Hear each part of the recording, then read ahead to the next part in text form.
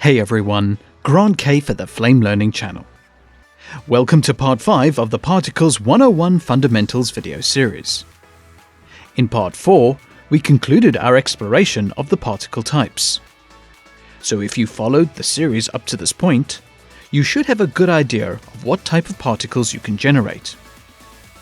You can also start manipulating the particles to control their behavior in the composite. In part 5, we start looking at the other influencing factors that can alter how the particles react in the 3D environment. So in this video, you'll meet a new object in the particle chain known as the particle bouncer. You would typically use this object to deflect particles or bounce them off a variety of objects. If you would like to follow along, please click the link in the YouTube description to download the media. Alternatively, if you're watching the podcast version of this video, then type the link displayed in your web browser. In a fresh action node, load the supplied particle setup using the Load Node button. Go to the media list and select the first entry. Click Extract to push this media input to batch. Finally, connect the supplied frame into the front and matte input of the media input node. Now go back into action and we'll examine what we have. Firstly, there is a light that is used as a particle emitter with a very narrow spread to focus the particles. There is also a second light to shade the scene that you don't need to touch. Finally, we have a textured surface which is rotated as a ground plane. We'll come back to that shortly.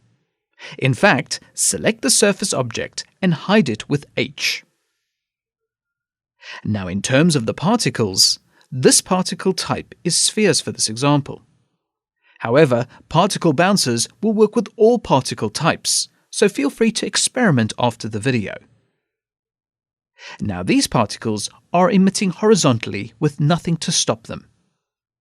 Even if you were to place an object in their way, the particles would go straight through any object. This is because you need to make the particles aware of the object. You do this by connecting the nodes to the particle generator. So let's bounce some particles. Go to the Action Node bin and locate the Particle Bouncer node. Drag it into the action schematic and connect the particle generator to the particle bouncer. It is important to note that the particle generator must be the parent node to the particle bouncer. This is clearly indicated by the arrow's direction in the node flow graph. Looking in the live preview result viewer, you should see a group of wireframe circles at the center of the light. This is the default bouncer widget. You get this when not using a physical object to deflect or bounce particles. Now, by the design of the flow graph, anything connected in the chain normally inherits the transformation properties of the connected parent node. This is why the particle bouncer is generated on top of the light. When you double-click on the particle bouncer node for its controls, you will see that it has no transformation properties. So we need to add an axis to move the bouncer away from the light generating the particles. Drag the particle bouncer node to stretch the connection. Switch to the Action Node bin and drag out an axis node into the action schematic. Hold Shift and drop it in between the generator and bouncer node. This axis should allow you to move the particle bouncer. But as I mentioned earlier, as soon as you try to move it, the combination of the light position and the new axis transformations moves the entire particle system. Not really what you want. Thankfully, if you double-click on the axis node, you will find a button labeled Free Axis. When enabled, this allows you to adjust the axis position independently, even if it's part of a connected flow graph. So particles are being deflected by the bouncer since it's connected to the particle generator. But you can move it anywhere in 3D space as a unique object. If you scrub the time bar, any particles hitting the bouncer will be deflected. As a tip, if Region All is enabled in the particle generator, as you move the bouncer with the axis, the particle collisions will update interactively. Select the particle bouncer axis and scale it to 250%. So you can control this virtual object in action, and any particle collisions will be deflected in the composite. Now move the bouncer upward, which will angle the particles downward. The bouncer is changing the direction of the particles, but currently the particle velocity is still consistent. I just want to reiterate at this point that we are focusing purely on bouncing or deflecting particles. If you're wondering about other influences like gravity, this will be covered in a future video. So you can reorientate the direction of the particles using a particle bouncer. As for the particle behavior after the collision, this is controlled through the particle bouncer controls. Double-click the particle bouncer to display its controls. There are 3 sliders to control the particle collision behavior. First, you have the particle bouncer friction. In other words, you can control how much friction the particles will encounter when deflecting off the particle bouncer.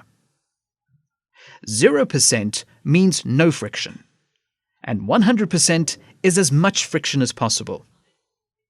Set the friction to 70%.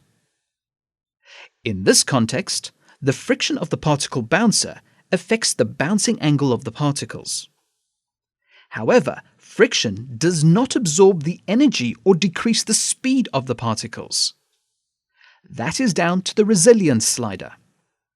So at 100%, particles do not lose any energy or velocity when they collide with the particle bouncer.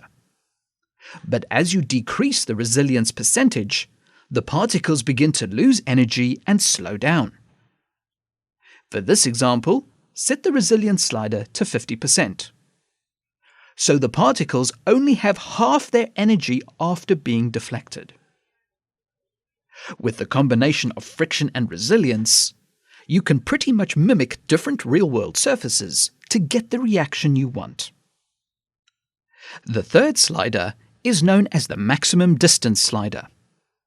This allows you to set the threshold for the particle bouncer to determine how many particles are deflected and how many particles get through the bouncer. So with the default value at -100, all the particles are always repelled by the bouncer. But if you start pushing the value towards 0, a trickle of particles will start pushing through. The higher the value, the more particles get through. This is great for a variety of controlled behaviors with particle bouncers. Push the value back to -100 and no particles will get through the bouncer. One final function I'd like to cover is the main bouncer behavior. Up to this point, particles have been bouncing with the bounce mode, but you can also switch the particle bouncer to extinct mode. As the name suggests, when particles collide with the bouncer, they die out. In this mode, friction and resilience are not required because particles are not bouncing around. However, the maximum distance slider can let you control the amount of particles which cause a trickling effect. For example, you could make it rain with particles and use this to create dripping off various surfaces. Set the maximum distance back to -100 and the bouncer type back to bounce. The other advanced bouncer types will be explored in future videos. Finally, let's bring back the image surface that has been hidden all this time. Select the image surface and press H to unhide it. When you scrub the time bar, the particles are ignoring it because it's not part of the current particle flow graph. So let's add this surface as another particle bouncer to complete the example. To add the surface into the particle flow graph, drag a connection from the particle generator to the axis of the surface. Double-click the axis node and ensure that free axis is enabled for independent movement. To apply particle bouncing to this surface, go to the Action Node bin and drag out a particle bouncer into the action schematic. So the particles bounce off the first bouncer and then rebound off the surface. Double-click the second bouncer node for its controls. Set the friction to 100 and decrease the resilience to 0. As the particles hit the surface, they stop immediately. Now grab the axis of the first particle bouncer and move it to get the particles in the middle of the target. So this is how you can combine multiple particle bouncers into a single particle flow graph. As a final note, particle bouncers can be used as a virtual widget or image surface. Currently, you cannot use 3D geometry as a particle bouncer. Simply scale the virtual widget around the 3D geometry as an alternative workflow. I hope you're enjoying the Particle 101 series, and more videos to be added in the future. Comments, feedback, and suggestions are always welcome and appreciated. Thank you for watching, and please subscribe to the Flame Learning channel for future videos.